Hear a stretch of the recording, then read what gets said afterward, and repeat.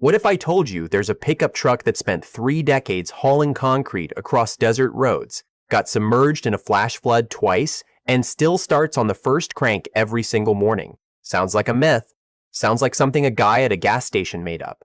But it's real. And it's not even the most extreme story on this list. Today, we're counting down 12 old cars that weren't just built to last. They were built to never die. These machines laughed at mileage records, survived conditions that would turn modern cars into expensive lawn ornaments, and in some cases are still running today with their original engines intact. Stick around because number one, it made United Nations relief workers trust it with their lives in the most dangerous places on Earth. That's not a car. That's a legend. Let's count them down. Lincoln Town Car, 1990 to 1997, the quiet assassin of high mileage. The Lincoln Town Car from the early 90s looked like it was built for retirement communities and airport pickups. And honestly, that reputation does it a massive disservice. When Ford engineers designed the Town Car, they apparently forgot to build in a failure point. The 4.6-liter modular V8 under the hood was so catastrophically over-engineered for what it was asked to do that it spent most of its life essentially on vacation. Highway cruising felt like asking a draft horse to carry a briefcase. Here's what the spec sheets never told you. This engine was tested at sustained high-load conditions, far beyond anything a luxury sedan would ever see. Ford wanted 0 warranty claims. They built the engine accordingly and then dropped it into something that would never stress it.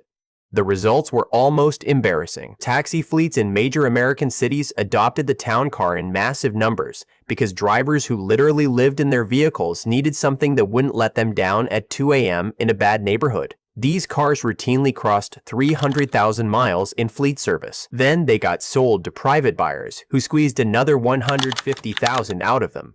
The suspension was tuned for comfort but built like farm equipment underneath. The frame was borrowed from truck architecture. And the interior, while not glamorous by luxury standards, was assembled with a fit and finish that didn't rattle, squeak, or fall apart under the punishment of daily commercial use. Limousine companies figured this out fast. A stretched Town Car could carry 12 people, idle for hours outside venues and cover 500 miles on a weekend, then do it again the next week. There are documented fleet examples with over 500,000 miles on original powertrains. The Town Car never got the legendary status it deserved because it was too quiet, too invisible, too reliable to generate dramatic stories. It just worked every day, without complaint. That, in automotive terms, is its own kind of genius. Nissan Pickup 21 Hardbody, 1986 to 1997, the truck that refused to quit. In the late 1980s, Nissan built a compact pickup truck that looked completely ordinary. Small bed, simple cab, nothing about it screamed legendary. And yet, across the American Southwest and throughout Central America, mechanics who've seen everything call the D21 hardbody something very specific. They call it Unkillable. The D24 and K-Cat24 engines in these trucks were masterpieces of deliberate simplicity. No variable valve timing, no twin turbos, no complicated electronics waiting to fail. Just a cast iron block, a timing chain instead of a belt, and cooling systems designed with the assumption that the owner might forget the truck existed for 6 months. Nissan engineers in this era operated under a philosophy that treated every warranty claim like a personal failure. When something broke in testing, the response wasn't acceptable tolerance. It was a complete redesign. That culture produced an engine that mechanics in rural Mexico describe as nearly impossible to kill through normal neglect. The hardbody developed a cult following in the American Southwest for one simple reason. It would start in the morning. Every morning, even when it hadn't seen an oil change in 2 years. Even when it had 280,000 miles on the clock. Even when it was covered in desert dust and had a cracked windshield and 3 different colors of spray paint on the fenders. The frame was so overbuilt for a compact truck that owners routinely loaded beds beyond rated capacity with materials that would have destroyed the suspension on competing trucks. The hardbody just crouched lower and kept moving. There are D21s working on job sites today, not as collectibles, not as restorations, as working trucks, still hauling, still running, still embarrassing, everything built after 2005. That's not nostalgia, that's engineering that refuses to apologize. Chevrolet CCHK Pickup, 1973 to 1987, the square body that built America. Before trucks became lifestyle accessories for people who've never hauled anything heavier than grocery bags, there was the Chevrolet CK square body. And this generation, 1973 through 1987, wasn't just a truck. It was the backbone of American working culture for 15 years. The small block 350 V8 in these trucks was so fundamentally overbuilt that GM engineers could have tuned it for significantly more power, and reliability would have barely changed. Instead, they detuned it. They made it lazy, torquey, and utterly unstressed at the speeds and loads a working truck would ever see. The result was an engine that treated 300,000 miles as a warm-up exercise. The body on frame construction used steel so thick that owners joke about needing serious equipment to rust one properly. The wiring was simple enough that a farmer with basic hand tools could diagnose and fix virtually any electrical problem by the side of a dirt road. There were no computers, no modules, no sensors sending cryptic codes to dealership scanners that cost more per hour than a lawyer. You pulled a lever, the four-wheel drive engaged, and you went where other vehicles couldn't follow. That was the entire system. It worked in 1973. It works today. Oil fields, ranches, construction companies, and government agencies bought these trucks in enormous quantities because they needed vehicles that would show up for work every single day under conditions that would end lesser machines. They responded by simply not braking. 250,000 miles, 500,000 miles, some with documented mileage approaching 700,000, still on original block and heads. The square body became so deeply embedded in American working culture that when GM eventually moved on, entire industries formed around keeping them alive. A thriving parts ecosystem exists specifically because these trucks are still working, and people want to keep them working, not as museum pieces, as tools. BMW F33 series, 1982 to 1994, the German that refused to be ordinary. Most people talk about the F30 as a driver's car, a sports sedan, a handling benchmark, and yes, all of that is true. But there's another story about the F30 that almost nobody tells, and it's the one about the guy who put 400,000 miles on his 325i without rebuilding the engine. When BMW built the F30, they were competing against Mercedes at a time when Mercedes built things like they were constructing cathedrals. BMW responded not by matching their luxury, but by engineering mechanical integrity into every component with the precision of a Swiss watch factory. The Motor and N30 inline-six engines in these cars were remarkable not for their power, which was adequate, nothing more, but for their tolerance for neglect and mileage. The cooling systems were overbuilt. The bottom ends were conservatively spec'd. The valve train was designed to keep functioning long after the odometer had become meaningless. What made the F30 different from other well-engineered cars of its era was its structural honesty. The body didn't flex. The doors closed with the same precision at 200,000 miles that they did when the car left the factory. The steering didn't wander. Everything stayed tight because BMW built to tolerances that their accountants considered excessive. In developing nations across Eastern Europe and the Middle East, F30s became the go-to vehicle for people who needed reliable transportation in places where a breakdown wasn't inconvenient. It was genuinely dangerous. They got maintained with whatever was available and kept running anyway. The F30 proved something important. A car doesn't have to choose between being excellent to drive and being built to last forever. It can be both. BMW in the 1980s understood this. They've mostly forgotten it since.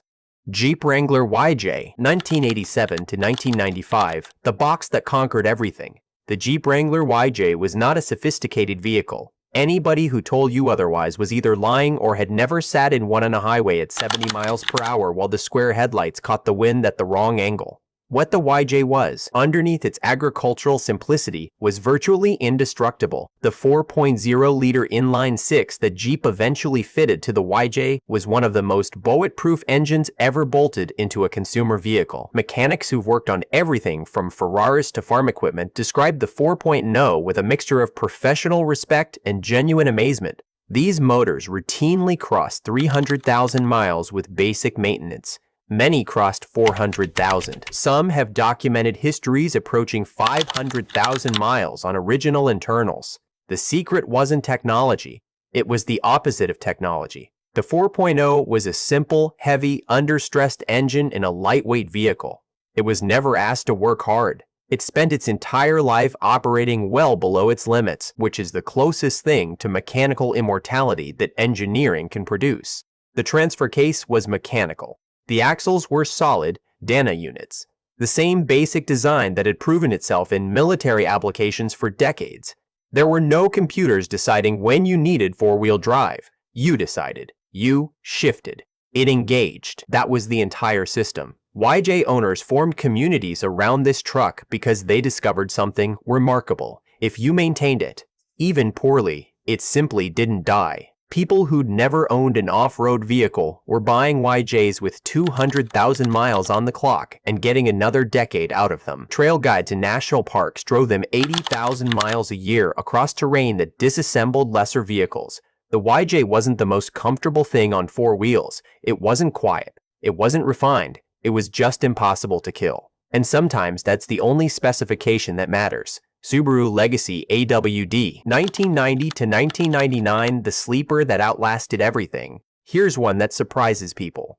Because Subaru's reputation now is built around safety ratings and outdoor lifestyles, and all-wheel drive for people who want to feel adventurous without actually being adventurous. But the Legacy from the 1990s, that car was built like Subaru expected it to be driven into the ground by people who had no intention of buying another one anytime soon. The EJ series engines in these cars were remarkably well engineered for sustained high mileage use. Not flashy, not particularly powerful, but deeply, fundamentally competent. Designed to keep all four wheels pulling on bad roads in bad weather for a very long time. In New England and the Pacific Northwest, the Legacy became the unofficial car of people who lived somewhere the roads were trying to kill them 6 months of the year. It started in conditions that turned other cars into frozen sculptures. The all-wheel drive system was simple enough to be reliable but sophisticated enough to handle ice, mud, and loose gravel without drama. Mechanics in Vermont and upstate New York developed a specific affection for these cars because they discovered a pattern. Owners who did nothing more than oil changes were coming back at 200,000,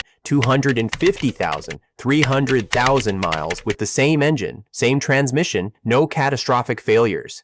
Just steady, grinding, merciless reliability. Rural mail carriers adopted them. Country doctors drove them.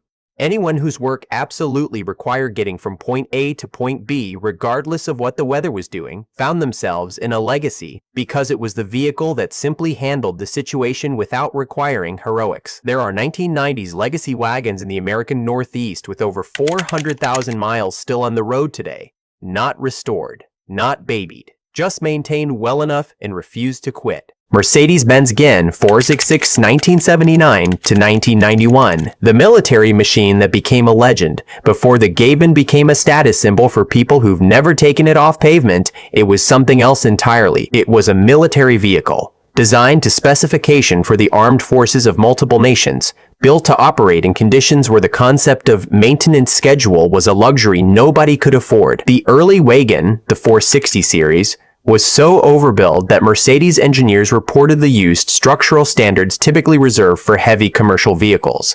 The ladder frame was massively over-spec'd. The axles were solid, heavy, and designed for abuse that would destroy the independent suspension systems that competitors used because they were lighter and cheaper. The diesel engines fitted to these trucks, the OM6175 5-cylinder in particular, were the same units found in Mercedes trucks and taxis accumulating extraordinary mileage across Africa and the Middle East. These weren't car engines. They were commercial-grade power plants that happened to find themselves in a vehicle small enough to navigate tight terrain. Austrian Border Patrol, German military, relief organizations operating in conflict zones across Africa. These were the first customers for the G-Wagon, and they chose it for exactly one reason. When your mission requires getting to a location and the vehicle fails, people die. The G-Wagon was what you drove when failure was not an option. There are documented military examples of Ford 360 series G-Wagons with over 600,000 kilometers, and the story doesn't end there. The remarkable part is that many of these trucks, after being decommissioned from military service, were sold off, maintained poorly, driven hard in civilian roles, and kept running anyway. That's not a vehicle, that's a commitment to existence. Dodge W250 with the 5.9 Cummins, 1989 to 1993, the commercial engine that changed everything. In 1989, Dodge made a decision that seemed borderline insane to the American automotive industry. They took a diesel engine designed for commercial truck applications, an engine rated for 1 million miles of heavy-duty service, and installed it in a consumer pickup truck. The engineers at Cummins built the 5.9-liter inline-six for one purpose: to never stop. Commercial fleets, construction equipment, industrial applications, environments where downtime was measured in thousands of dollars per hour. The engine's tolerances, its fuel system, its entire design philosophy was built around the assumption that it would be running continuously under real load for years. Then Dodge put it in a pickup, and that truck's owners never looked back. In a pickup application, the Cummins 5.9 was so ludicrously understressed that 300,000 miles felt like the break-in period. Owners reported better fuel economy at 200,000 miles than at 50,000 as the engine finally loosened up to its operating tolerances. The Bosch Pieper 1100 mechanical injection pump, no electronics, no computers, could theoretically run on filtered vegetable oil if necessary. It didn't care, it just ran. The trucks that received this engine developed an almost fanatical following because buyers discovered something unprecedented. The drivetrain was, for practical purposes, immortal. Documented examples of 700,000 miles on original internals exist. Some have passed 1 million miles without a major engine rebuild. People would buy first-generation Cummins Rams with destroyed interiors, blown transmissions, and rust problems just to get the engine. Then they'd swap it into a newer truck body and start the process again. The engine outlived everything around it. This is what happens when a commercial engine meant to run forever accidentally ends up somewhere it's only asked to haul half the weight it was designed for. The result is immortality. Simple as that. Land Rover Defender 9110, 1983 to 1993. The British tank that went everywhere. The Land Rover Defender looked like it was designed by someone who'd never seen a car before, was given a ruler and a piece of sheet metal, and was told to make something that could reach a broken-down tractor in a Welsh hillside in the middle of January. That's not far from the truth. And it's exactly why these things are immortal. The engineering philosophy behind the Defender was radical in its honesty. Make every component repairable by a farmer with basic tools in a field with no parts availability. That wasn't a design constraint, it was the design brief. Land Rover in this era built their vehicles with the assumption that the nearest dealership might be 400 miles away across terrain with no roads. The consequence of that philosophy was a truck of almost aggressive simplicity. The chassis was a separate ladder frame, massively overbuilt. The axles were solid units, heavy and strong, designed to absorb abuse that independent systems simply couldn't survive. The engines, the 2.5-liter diesel in particular, were slow, agricultural, and designed for continuous operation under harsh conditions over very long periods. Farm use in the British Isles, military application across dozens of nations, aid organizations in sub-Saharan Africa. The Defender was everywhere that conditions were worst and reliability was most critical. The remarkable story is what happened in Africa. Relief organizations and NGOs running operations in remote areas across the continent standardized on Defenders because local mechanics with minimal training and locally available tools could fix virtually anything that went wrong. The Defender's reputation in these communities wasn't as a luxury or a status symbol, it was as the machine that could be trusted when everything else had failed.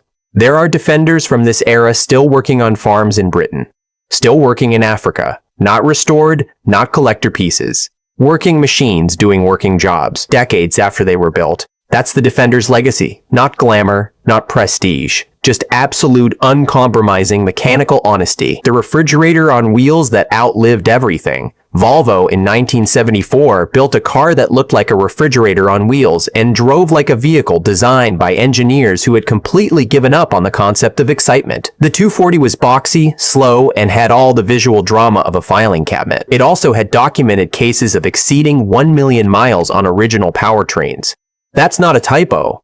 The engineering philosophy behind the 240 was almost philosophically simple. Build everything 3 times stronger than necessary, then add more metal anyway. The Body 1 and By 23 engines were tested by running them without oil until they seized, then redesigned to survive even longer.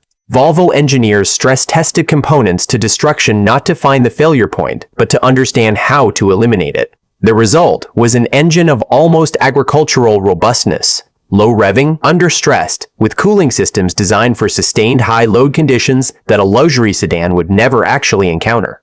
These motors regularly crossed 400,000 miles with basic maintenance. Some crossed 500,000. The documented million-mile examples are real, verified, and not the result of engine rebuilds. They're the result of oil changes and timing belt replacements. The body construction was equally extreme. Panel gaps that stayed consistent for decades. Weather stripping that didn't shrink and crack. Door hinges engineered to the point of excess, designed to remain tight long after the car should have been retired. The 240 became the unofficial car of people who didn't care about cars. People who needed transportation that would start every morning until the sun burned out.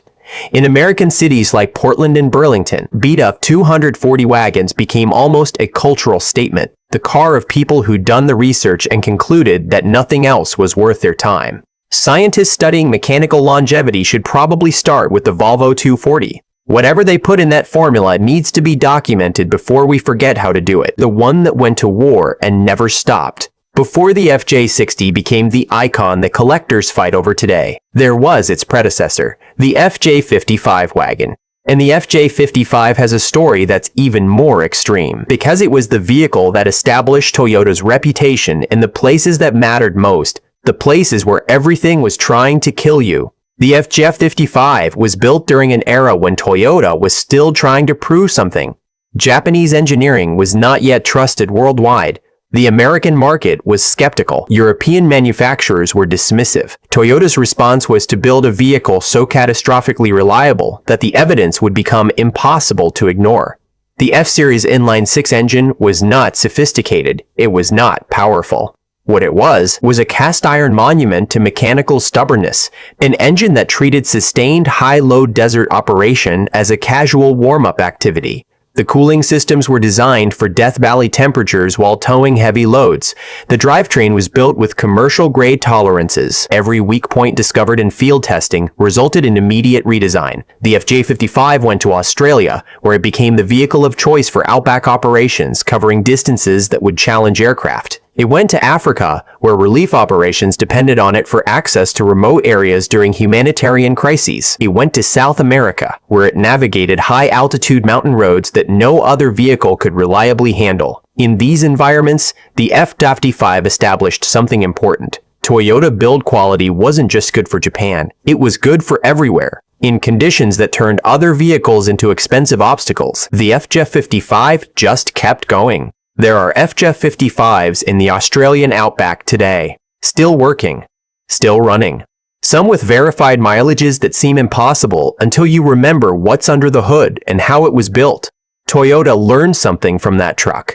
They applied it to everything that came after. The truck that became truly unkillable. At the top of this list, there's only one answer. And if you've been paying attention, you already know why. The Toyota HiLux from this generation didn't just earn a reputation for reliability, it earned a reputation that transcended automotive culture entirely. This truck became a symbol. Proof that something built by human hands could achieve a kind of functional immortality that defied every expectation of what a machine should be capable of. When BBC's Top Gear decided to test the limits of the HiLux, they didn't do it gently. They drowned it in the ocean. They set it on fire. They dropped it from a crane.